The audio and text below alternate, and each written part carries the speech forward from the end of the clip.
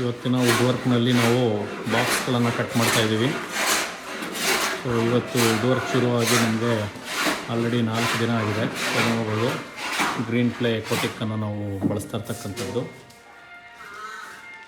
So ಇಲ್ಲಿ ನೋಡಿಸ್ತಾ ಇರೋದು ನೋಡಿ, ಎಲೆಕ್ಟ್ರಿಕಲ್ ವರ್ಕ್ಸ್ನ ಮುಂಚಿತವಾಗಿ ನೀವು ಪ್ಲ್ಯಾನ್ ಮಾಡ್ಕೊಂಡಿಲ್ಲ ಅಂತ ಹೇಳಿದ್ರೆ ನಿಮ್ಮ ಮನೆಗೆ ಸೂಕ್ತವಾಗಿ ಈ ರೀತಿಯಾದ ಕಟ್ಟಿಂಗ್ಗಳು, ಪೇಸ್ಟಿಂಗ್ಗಳು ಇರುತ್ತೆ. ಸೊ ಎಲ್ಲೆಲ್ಲಿ ಏನೇನು ಬರುತ್ತೆ ಅನ್ನೋದನ್ನು ನೀವು ಮುಂಚಿತವಾಗಿ ನಿರ್ಧರಿಸ್ಕೊಳ್ಬೇಕು.